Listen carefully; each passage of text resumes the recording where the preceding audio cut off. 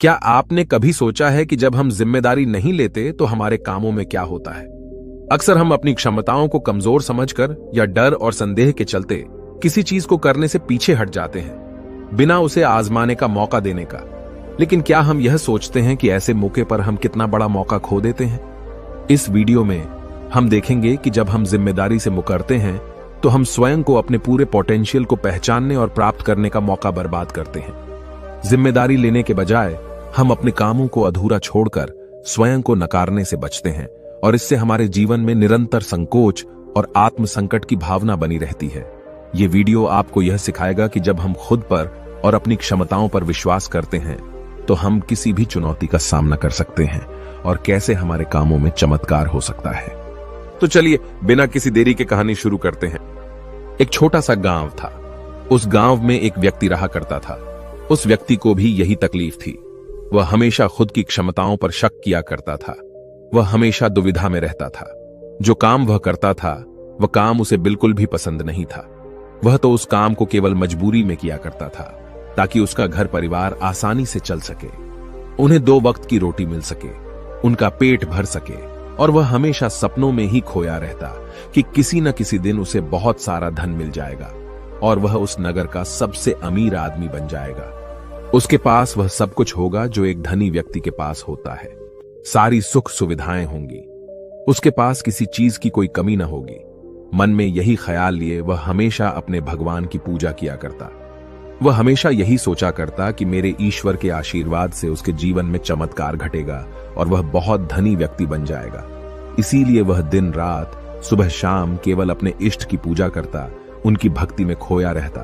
और जब भी कोई उसे किसी कार्य के लिए कहता तो वह यही कहता, जो होगा वही करेंगे, मैं भला कौन हूं, करने वाले तो सब वही है। लेकिन वास्तविकता में उसके मन के भीतर एक दुविधा थी। कुछ भी करने के लिए वह हमेशा दुविधा में फंसा रहता था। वह कभी किसी निर्णय पर पहुंच ही नहीं पाता था और जब भी वह किसी कार्य को पूर्ण नहीं कर पाता था तब भी उसके पास तरह तरह के बहाने हुआ करते थे। जैसे, मैंने तो बहुत कोशिश की किंतु यह कार्य पूर्ण हो ही नहीं सकता, यह कार्य करना तो असंभव है, यह कार्य बहुत कठिन है। इस तरह के उसके पास कई तरह के बहाने थे जिससे वह खुद को समझा दिया करता। उसकी पत्नी और उसके घर वाले उसे ताना मारा करते, उसे तरह तरह की बातें सुनाया करते, लेकिन वह व्यक्ति कुछ करने का नाम ही नहीं लेता था। एक दिन उसकी पत्नी उस व्यक्ति से कहती है, अरे तुम कुछ करते क्यों नहीं? आखिर हमारा परिवार ऐसे कब तक चलेगा? तुम जो मजदूरी करके पैसे लाते हो उसमें घर का खर्च नहीं चल पाता। आखिर तुम कुछ और काम क्यों नहीं करते? इस पर वह व्यक्ति कहता है, जैसे मालिक की इच्छा, वह जैसा रखना चाहेंगे हमें वैसे ही रहना होगा। मैं चाहे कितना भी प्रयास क्यों ना कर लूं, लेकिन मैं उससे अधिक धन नहीं कमा सकता जब तक कि मेरे मालिक ना चाहें। एक दिन उसका बच्चा बहुत बीमार पड़ गया और उसे अच्छे इलाज की आवश्यकता थी, लेकिन उस व्यक्ति के पास धन नहीं था। तभी उसकी पत्नी रोते हुए उस व्यक्ति के पास आई और कहने लगी, अरे जाइए ना, कुछ पैसों का बंदोबस्त कीजिए ना, हमारा बच्चा यूं ही मर जाएगा। इस पर व्यक्ति कहता है, अरे पगली, तू चिंता क्यों करती है? इसे कुछ नहीं होगा। मेरे ईश्वर मेरे साथ है और वह इसे बचा ही लेंगे। वह ऐसा कुछ नहीं होने देंगे। आखिर मैं उनकी इतनी पूजा करता हूं, दिन रात उनकी आराधना करता हूं, उनकी भक्ति करता हूं, इसलिए हमारे बच्चे को कुछ नहीं होगा। तू चिंता मत कर। अपने पति की यह बात सुनकर उस व्यक्ति की पत्नी घर से बाहर निकली और उसने हर जगह हाथ पैर मारे, हर जगह लोगों से बात की, लोगों से धन मांगा, लोगों से मदद मांगी, लेकिन किसी ने उसकी मदद नहीं की।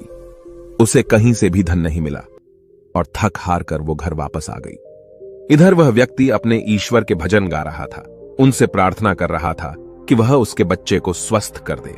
बच्चा पीड़ा के कारण लगातार रोए जा रहा था। उसकी पीड़ा असहनीय होती जा रही थी, जिस कारण उसका चीखना चिल्लाना और भी बढ़ता जा रहा था। काफी समय तक वह बच्चा चीखता चिल्लाता रहा, लेकिन उस व्यक्ति को तनिक भी फर्क नहीं पड़ा और अचानक उस बच्चे का चीखना चिल्लाना बिल्कुल शांत हो गया। जैसे ही उस बच्चे की आवाज बंद हुई, यह देखकर वह व्यक्ति सोचने लगा कि लगता है मेरे प्रभु ने मेरे बच्चे को ठीक कर दिया। उसने प्रभु का धन्यवाद किया और कहा, मैं जानता था आप मेरे बच्चे को जरूर स्वस्थ कर देंगे।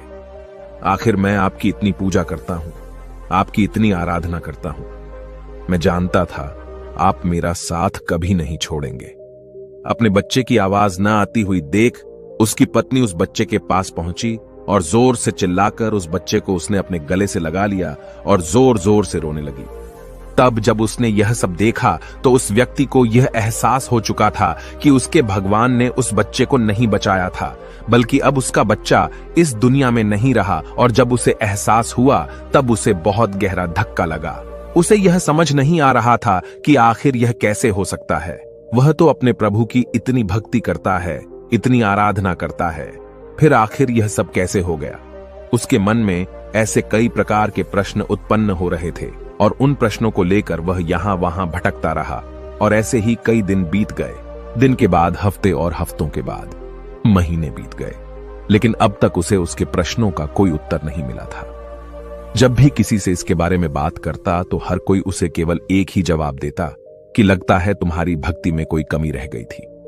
शायद इसी कारण ईश्वर ने तुम्हारी नहीं सुनी। लेकिन उसे किसी की बात पर कोई यकीन नहीं था। उसे उस जवाब से कोई संतुष्टि नहीं मिल रही थी। वह अपने बच्चे को खोने के कारण बहुत तकलीफ में था। मन ही मन वह पूरी तरह से टूट चुका था। एक दिन वह किसी मार्ग से होता हुआ कहीं जा रहा था, लेकिन तेज धूप के कारण वह एक पेड़ की छांव में बैठ गया और वहां पर बैठकर अपने बच्चे को याद करके जोर जोर से रोने लगा। उसी मार्ग से एक साधु होकर गुजर रहे थे। उन्होंने जब उस व्यक्ति के रोने की आवाज सुनी तो वह उसके पास पहुंचे और उस व्यक्ति से कहते हैं, क्या बात हो गई? आखिर तुम इतने जोर जोर से इस तरह रो रहे हो? क्या कोई संकट आन पड़ा है? आखिर क्या बात है, मुझे बताओ। इस पर उस व्यक्ति ने अपनी सारी बातें उन साधु को बता दी और साधु से कहता है, हे गुरुवर, आखिर इसने मेरी क्या गलती है? आखिर मैंने क्या किया? मेरी पत्नी मुझे मेरे बच्चे की मौत का जिम्मेदार ठहराती है। आप ही बताइए, भला मैं अपने बच्चे को क्यों मारना चाहूंगा? मैं तो बस ईश्वर से उसकी सलामती के लिए दुआ मांग रहा था। तो क्या मैंने गलत किया है? तभी उन गुरुवर ने उस व्यक्ति से कहा, यदि तुम्हारे बच्चे को इलाज मिल जाता तो क्या वह ठीक हो जाता? इस पर वह व्यक्ति कहता है, हां, अवश्य ठीक हो जाता। तभी वह साधु उस व्यक्ति से कहते हैं, तो आखिर तुमने इलाज क्यों नहीं करवाया? इस पर व्यक्ति कहता है, गुरुवर, मेरे पास इतना धन नहीं था कि मैं उसका इलाज करवा सकूं। तभी गुरुवर उस व्यक्ति से कहते हैं, तुम्हारे पास धन क्यों नहीं था? तभी वह व्यक्ति इसका जवाब देते हुए कहता है, गुरुवर, जहां मैं काम करता हूं वहां पर मुझे बहुत ही कम तनख्वाह मिलती है और इससे मेरा घर बड़ी मुश्किल से चल पाता है। ऐसे में मैं भला अधिक धन कहां से जोड़ सकता हूं? तभी वह व्यक्ति से कहते हैं, यदि तुम्हारी बच्चे की मृत्यु धन न होने के कारण हुई है तो तुम ईश्वर को क्यों दोष दे रहे हो? उसने तो नहीं कहा था कि तुम अधिक धन मत कमाओ। उसने तो तुमसे नहीं कहा था कि तुम वहीं पर काम करते रहो जहां पर तुम्हें कम तनख्वाह मिलती है। ईश्वर ने तो तुमसे नहीं कहा था कि तुम मेरे भरोसे बैठो। यह सुन वह व्यक्ति थोड़ा सा अचरज में पड़ गया। उसने उन साधु से कहा, गुरुवर, तो क्या हमें ईश्वर की मदद नहीं मांगनी चाहिए? क्या हमें उनकी पूजा आराधना नहीं करनी चाहिए? तभी वह व्यक्ति से कहते हैं, तुम्हारा ईश्वर कोई और नहीं बल्कि तुम्हारे भीतर है। वह तुम्हारी आंखों से देखते हैं, तुम्हारे ही हाथों से कार्य करते हैं, तुम्हारे ही पैरों से चलते हैं, और जब तुम्हें कुछ करने के लिए तैयार न हो तो वह तुम्हारी मदद कैसे कर सकते हैं? तुमने ही अपने ईश्वर को हाथ पर हाथ धरे रखने के लिए मजबूर कर दिया है। तभी वह व्यक्ति उनसे कहता है, ठीक है, आपकी बातें बड़ी कड़वी लग रही हैं, लेकिन जो कुछ भी आप कह रहे हैं वह सब सत्य है। कहीं ना कहीं मैं अंदर से जानता था कि मैं ही अपने बच्चे की मौत का जिम्मेदार हूं।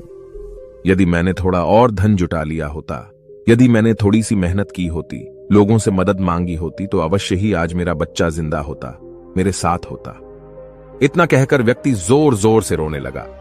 कुछ देर रोने के बाद फिर से शांत होकर गुरु से कहता है, गुरुवर, जब भी मैं कोई कार्य करने जाता हूं तो मेरे पास इतने साधन नहीं होते थे, न ही धन होता था, न ही किसी का सहयोग मिलता था। और जब भी मैं कोई कार्य करने जाता तो मेरे मन में एक शंका होती, एक संकोच होता कि क्या मैं इस कार्य को कर सकूंगा या नहीं। तभी वह साधु उस व्यक्ति को एक पेड़ की तरफ इशारा करके कहते हैं, क्या तुम पेड़ पर चढ़ना जानते हो?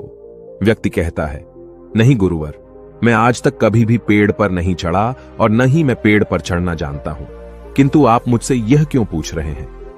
इस पर वह साधु कहते हैं, अभी बताता हूं। उन्होंने पास में बैठे हुए एक कुत्ते को एक पत्थर मारकर क्रोध दिलाया और वह तुरंत ही पास वाले पेड़ पर चढ़कर बैठ गए। और अब उस कुत्ते के सामने वह व्यक्ति था। उस कुत्ते ने क्रोधित होकर उस व्यक्ति को दौड़ाया। उस व्यक्ति को कुछ समझ नहीं आ रहा था, वो बस तेजी से भागता जा रहा था। तभी उसे अचानक एक पेड़ नजर आया। वह व्यक्ति उस पर जाकर तुरंत चढ़ बैठा। कुछ देर बाद जब कुत्ता वहां से शांत होकर चला गया, तब साधु उस व्यक्ति के पास आए और उस व्यक्ति से कहते हैं, क्या हुआ? तुम तो कह रहे थे कि तुम्हें पेड़ पर चढ़ना नहीं आता, फिर तुम इस पेड़ पर कैसे चढ़ गए? इस पर व्यक्ति कहता है, गुरुवर न जाने क्यों, लेकिन अचानक ही मैं इस पेड़ पर चढ़ बैठा। मैं नहीं जानता ये मैंने कैसे किया, लेकिन मुझे अपनी जान बचाने के लिए यह करना ही पड़ा।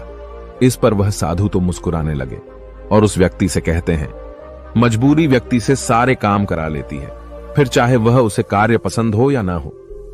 जब तुम्हारी जान पर बन आई तो तुम इस पेड़ पर चढ़ बैठे। आखिर उस वक्त तुमने अपने ईश्वर को क्यों नहीं याद किया? तुम्हें उन्हें अपनी मदद के लिए क्यों नहीं बुलाया? तुम चाहते तो वहीं पर बैठकर अपने ईश्वर को याद कर सकते थे, उन्हें अपनी रक्षा के लिए बुला सकते थे, लेकिन तुमने ऐसा नहीं किया। तुम अपनी जान बचाने के लिए उस पेड़ पर बड़ी सरलता से चढ़ गए, क्योंकि बात तुम्हारी जान की थी। लेकिन जब तुम्हारे बच्चे की जान दांव पर लगी थी, तब तुम ईश्वर से आराधना कर रहे थे, उनसे प्रार्थना कर रहे थे कि वह तुम्हारे बच्चे की जान बचा लें। तुम अपने जिम्मेदारी से भाग रहे थे, पर अगर तुम उस जिम्मेदारी को निभाते तो आज हालत कुछ और होती। उन साधु की ऐसी कड़वी बातें सुनकर व्यक्ति मन ही मन और दुखी हो गया। वह जोर जोर से फूट फूट कर रोने लगा और कहता है, गुरुवर, आप सत्य कहते हैं, मैं ही अपने बच्चे की मौत का जिम्मेदार हूं। मुझे ऐसा नहीं करना चाहिए था, मुझे और अधिक धन जोड़ना चाहिए था। यदि मैंने ऐसा कर लिया होता तो मैं आज अपने बच्चे को बचा पाता, लेकिन अब क्या करूं? मुझे कुछ समझ नहीं आ रहा। इस पर साधु उस व्यक्ति से कहते हैं, जो हो गया उसे मिटाया नहीं जा सकता, किंतु जो होने वाला है उसे बनाया अवश्य जा सकता है।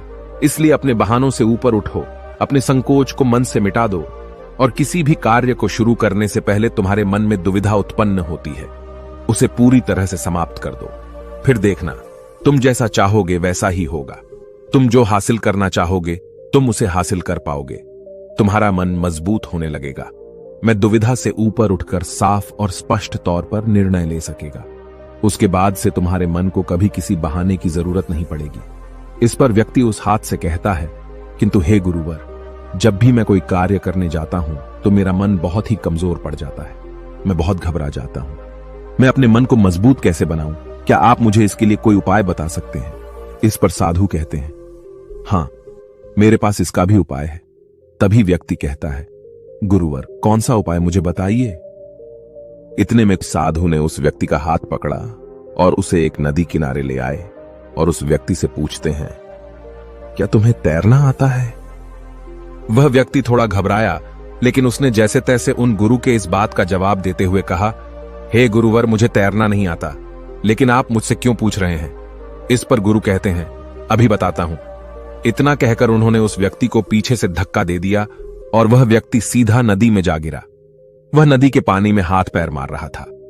वह बचने का हर मुमकिन प्रयास कर रहा था। जब उन साधु ने देखा कि वह व्यक्ति डूबने लगा है तो उन्होंने जाकर उसे उस पानी से बाहर निकाला। वह व्यक्ति जैसे ही बाहर आया तो वह हाँफने लगा। वह घबराया हुआ था, बहुत डरा हुआ था। जैसे तैसे उसने हिम्मत की और वह खड़ा हो गया। अब की बार वह साधु को देखकर बहुत घबरा चुका था, बहुत डर चुका था।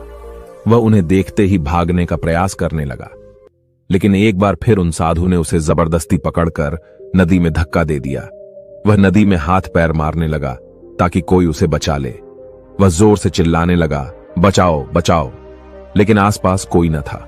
उसकी मदद के लिए कोई नहीं आ रहा था। तभी साधु उस पानी में उतरे और उस व्यक्ति को जबरदस्ती पकड़कर सीधा खड़ा कर दिया। उस व्यक्ति ने पाया कि उस नदी में पानी केवल उसके कंधे तक ही आ रहा था। इस पर वह साधु उस व्यक्ति से कहते हैं, अब तुम मुझे यह बताओ कि आखिर तुम इतने कम गहरे पानी में किस तरह से डूब कर मर सकते हो? यदि तुम चाहते तो सीधे खड़े होकर इस परिस्थिति का सामना कर सकते थे और तुम्हें यह भी एहसास हो जाता कि इस नदी में पानी केवल तुम्हारे कंधे तक ही है और तुम्हें इस तरह से इतनी मेहनत करने की कोई आवश्यकता न पड़ती। न ही तुम घबराते और न ही इस परिस्थिति से भागने का प्रयास करते। किंतु तुम्हें हमेशा से केवल एक डर का सामना किया है, और वह यह है कि यदि तुम नदी में गिरे और तुम्हें तैरना नहीं आता तो तुम्हारी मृत्यु निश्चित है। और यही कारण है कि तुम सही स्थिति का पता नहीं लगा पा रहे थे। तुम यह तक पता नहीं लगा पाए कि आखिर इस नदी में पानी कितना गहरा है। एक बार फिर साधु उस व्यक्ति को नदी से बाहर लाए और थोड़ा देर इंतजार करने के बाद उन्होंने एक बार फिर उस व्यक्ति को उस नदी में धक्का दे दिया। अब की बार उस व्यक्ति को उस स्थिति का पता चल चुका था। वह यह जानता था कि अब जैसे ही वह अपने आप को स्थिर कर लेगा, जैसे ही अपने आप को अपने पैरों पर खड़ा कर लेगा, यह पानी केवल उसके कंधों तक ही आएगा। और उसने बिल्कुल ऐसा ही किया। वह सीधा खड़ा हो गया। तभी साधु उस व्यक्ति से कहते हैं, क्या तुम्हें अब अपने मन को मजबूत करने का मंत्र मिल चुका है या नहीं? इस पर वह व्यक्ति कहता है, हां, मैं समझ चुका हूं कि अपने मन को मजबूत किस तरह से किया जाए। आगे गुरुदेव उस व्यक्ति से कहते हैं, अब तुम समझे, इस दुनिया में कुछ भी करना इतनी बड़ी समस्या नहीं है। समस्या तो यह है कि हम कुछ करना ही नहीं चाहते। जब भी हमें डर लगे या कोई समस्या खड़ी हो तो हमें उसमें उतर कर देखना चाहिए, उसका आकलन करना चाहिए, उसे समझना चाहिए, जब तक कि वह समस्या संभावना न बन जाए और तुम्हारे भीतर से उस परिस्थिति का सामना करने का डर निकल न जाए। ऐसे ही हमारा मन मजबूत होता है। आज तुम्हारे पानी का डर समाप्त हुआ है, लेकिन वास्तविकता तो यह है कि तुम अब भी तैरना नहीं जानते, और जब तक तुम तैरना नहीं जान सकोगे तुम गहरे पानी में उतर नहीं सकोगे। इसलिए मेरी एक बात हमेशा याद रखना, इस संसार में ऐसा कुछ नहीं है जो तुम नहीं कर सकते। बस तुम्हें तुम्हारे साथ खड़े होना आवश्यक है, तुम्हें अपना साथ देना आवश्यक है। इसलिए अपने आप को धोखा देना बंद करो, अपने आप को दुविधा से बाहर निकालो, अपने आप पर संकोच करना बंद करो, अपनी शक्ति को पहचानो। तुम हर कार्य कर सकते हो जो तुम करना चाहते हो। यह सुन उस व्यक्ति को अपनी गलती का एहसास हो गया और उसने गुरु को प्रणाम किया और वापस अपने घर की ओर लौट गया। अब से हर रोज अपनी गलतियों को सुधारने में लग चुका था, अपने मन को मजबूत करने में लग चुका था। जब भी उसके सामने कोई परिस्थितियां थी, इसका सामना करने में उसका मन घबराता, उसका मन डरता, तो वह उस परिस्थिति के सामने खड़ा हो जाता और उनका डट के सामने करता, अपनी जिम्मेदारियां निभाता, क्योंकि यही करते हैं जिम्मेदार लोग, डट के खड़े होते हैं। उसने अपने मन के संकोच को, अपनी दुविधाओं का त्याग कर दिया था और उसने अपना हाथ थाम लिया था। जिस भी कार्य में उसे डर लगता वह उस कार्य को जरूर करता है, जिससे उसका मन और भी अधिक मजबूत हो जाता। अब ना ही उसके मन में कोई संकोच होता था, न ही वह किसी से किसी प्रकार के डर की बातें करता। हर परिस्थिति का सामना करने के लिए पूरी तरह से तैयार रहता, और इसी प्रकार उसके मन का सारा डर खत्म हो चुका था और वह अपने जीवन में आगे बढ़ने के लिए पूरी तरह से तैयार था।